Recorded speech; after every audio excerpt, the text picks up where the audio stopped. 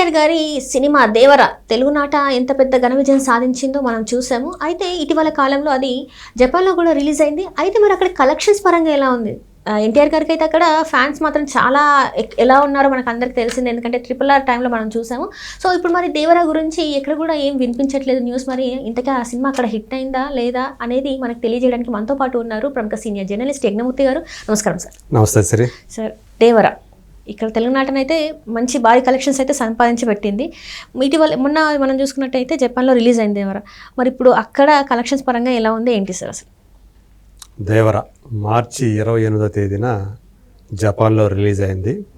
తెలుగు వర్షనే, కాకపోతే Japanese sub titles. So అక్కడ వాళ్ళు కూడా అందరూ కూడా జపాన్లో వాళ్ళందరూ కూడా అలా ఒరిజినల్ సినిమా చూడటానికి ఇష్టపడతారంట. కాకపోతే అర్థం కావడానికి, డైలాగ్స్ అర్థం కావడానికి వాళ్ళకి సబ్ టైటిల్స్ కావాలి వాళ్ళ భాషలో. అలా అక్కడ అన్ని సినిమాలు కూడా అదేవిధంగా రిలీజ్ అవుతాయి. ఆ సబ్ టైటిల్స్ కోసమే కొంచెం గ్యాప్తో అక్కడ రిలీజ్ అవుతాయి. ఏవైతే డిమాండ్ ఉంటుందో జపాన్లో, జపాన్ ప్రేక్షకులు ఇక్కడి సినిమాలు ఏవైతే వాటి ఎదురు చూస్తుంటారో క్యూరియాసిటీతో, అలాంటి సినిమాలు మాత్రమే అక్కడ రిలీజ్ అవుతుంటాయి. ప్రతి సినిమా, ప్రతి తెలుగు సినిమా లేదా ప్రతి తమిళ సినిమాలు, ప్రతి హిందీ సినిమా అక్కడేం రిలీజ్ కావు.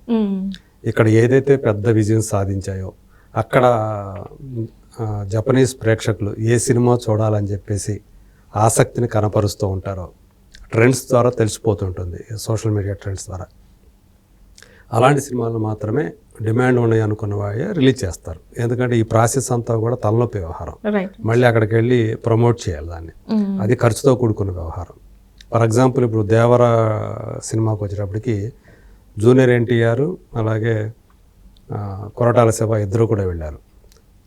ఎన్టీఆర్తో పాటు ఆయన మిసెస్ కూడా వెళ్ళింది, లక్ష్మీ ప్రణతి. సో మొత్తాన్ని వీళ్ళందరూ కూడా అక్కడ ప్రమోషనల్ ఈవెంట్స్ కానివ్వండి, ఇంటర్వ్యూలు కానివ్వండి, ఇవన్నీ చేయడానికి ఈ ప్రమోషన్ కోసమే ట్రాన్స్పోర్టేషన్ కానీ ఇవన్నీ కూడా 2 కోట్ల రూపాయల పైనే అయిందంట ఖర్చు. మరి చాలా ఆశావహ భావంతో రిలీజ్ చేశారు. ఎలా ఉంటుంది అంటే, ఎందుకంటే దేవర గురించి అక్కడ చాలామంది వెయిట్ చేశారనే సమాచారం. జూనియర్ ఎన్టీఆర్కి RRR తర్వాత మంచి ఫ్యాన్ ఫాలోయింగ్ అక్కడ వచ్చింది. ఈయనకే కాదు, రామ్ చరణ్కి కూడా. వాళ్ళిద్దరూ కూడా అక్కడ ఇప్పుడు బాగా ఫెమిలియర్ వాళ్ళ పేర్లు.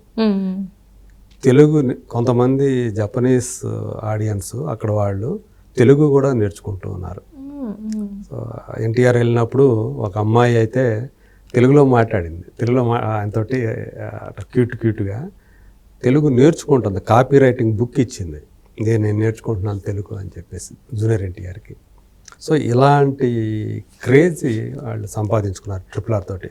ఇప్పటి వరకు కూడా ఇండియన్ సినిమాల పరంగా చూసుకుంటే RRR అక్కడ టాప్ గ్రాసర్ అని చెప్పుకోవాలి. మరి ఇప్పుడు దేవర ఎలా ఉంది? 5 రోజులు 6 రోజులు అయిపోయింది. ఎందుకంటే మార్చి 28. సో పోయిన నెలలో 4 రోజులు, ఈ నెల 2 రోజులు. కానీ మనకు అందుబాటులో ఉన్న సమాచారం ఏంటంటే 5 రోజులకు సంబంధించినటువంటి బాక్స్ ఆఫీస్ కలెక్షన్ ఎంత అనేది మనకు ఒక రిపోర్ట్ వచ్చింది జపాన్లో. అది చూస్తే అంటే ఇక్కడ మరి దేవర అనేది ఇండియాలో వరల్డ్వైడ్గా 450 కోట్ల రూపాయల గ్రాస్ కలెక్ట్ చేసింది. సో వీళ్ళు అక్కడికి వెళ్ళి దానికి ఖర్చు పెట్టడం, నేను ఇందాకే చెప్పినట్టు 2-3 కోట్ల రూపాయలు ఖర్చు పెట్టారు. ప్రమోషన్కి కానివ్వండి, ఆ డిస్ట్రిబ్యూటర్స్ ఖర్చు పెట్టినవి కానివ్వండి, అన్నీ చూసుకుంటే ఆ మధ్యలో ఉంటుంది. సో ఇప్పుడు చూసుకుంటే ఇది మనకు తెలుసు, పార్ట్ 1గా ఈ సినిమా రిలీజ్ అయింది. సో మొదటి రోజు చూసుకుంటే 200 స్క్రీన్ల పైనే రిలీజ్ అయిందంట జపాన్లో. అందులో ఫస్ట్ డే వచ్చేటప్పటికి జపాన్లో అక్కడ ఎన్ అంటారు కరెన్సీని. అక్కడ చూసుకుంటే 8.5 మిలియన్ ఎన్ కలెక్ట్ చేసింది. ఇది మన కరెన్సీలో 4.5 crores అంట. మొదటి రోజు వసూలైన మొత్తం ఇది 4.5 crores. బాహుబలి 2 వచ్చేటప్పటికి 8 మిలియన్ ఎన్ కలెక్ట్ చేసింది. ఇది 8.5 ఇప్పుడు దేవర. అంటే బాహుబలి 2 కంటే కూడా ఎక్కువే కలెక్ట్ చేసింది మొదటి రోజు. సల్మాన్ ఖాన్ టైగర్ 3 అది 7 మిలియన్ ఎన్ కలెక్ట్ చేసిందంట మొదటి రోజు. సో 2 సినిమాలతో పోలిస్తే దేవర్ బెటర్గా ఉంది అని చెప్తూ ఉన్నారు. కానీ వేరేజ్ RRR వచ్చేటప్పటికి అది ఏకంగా 18 మిలియన్ ఎన్. 18. ఇది ఇప్పుడు 8.5 మిలియన్. అంటే RRRతో పోల్చుకుంటే సగం కంటే తక్కువ ఉందని చెప్పేసి వస్తూ ఉంది.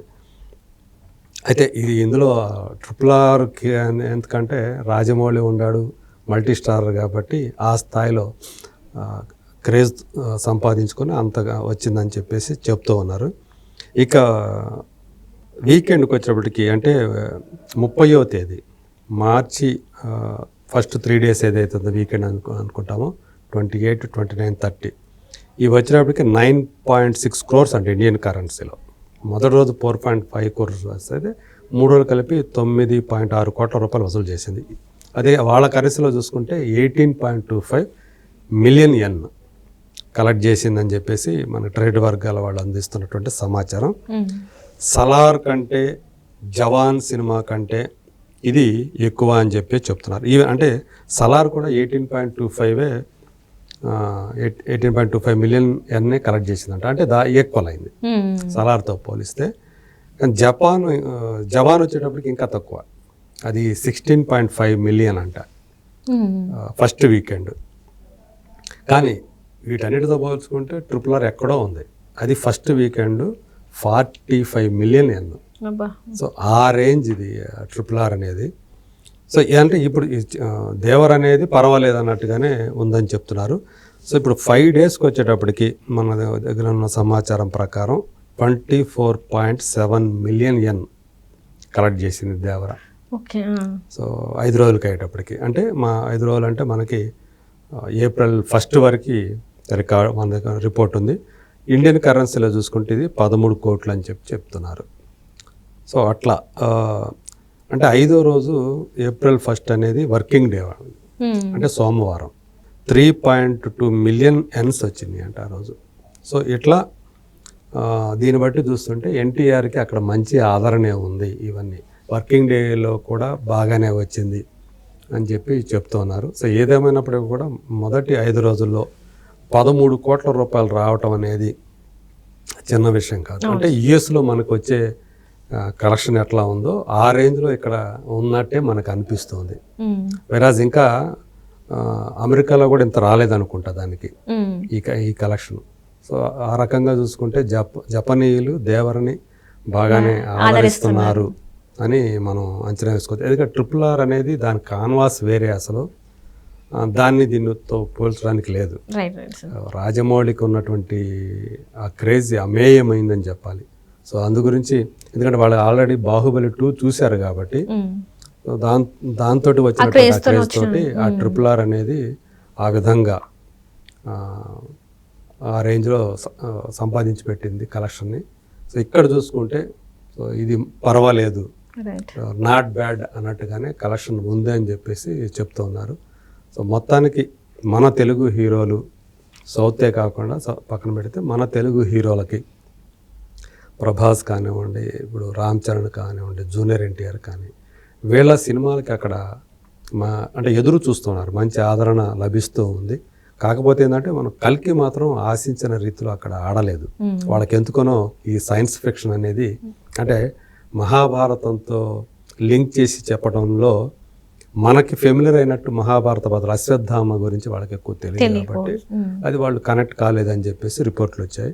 అందుకని అక్కడ అది డిజాస్టర్ రన్ అని చెప్పారు కల్కి. ఇక్కడ ఇది వచ్చేటప్పటికి ఇది పర్వాలేదు. ఇప్పుడు మేబీ ఇది హిట్ రేంజ్గానే ప్రస్తుతానికి చూస్తే ఆ కలెక్షన్స్ హిట్ రేంజ్ కలెక్షన్స్ అని చెప్పేసి చెప్తూ ఉన్నారు. సో రాబోయే రోజుల్లో ఇంకెంత ఇది కలెక్ట్ చేయబోతుంది ఏంటి అనేది మరి wait and see. Right, thank you so much. Thank you.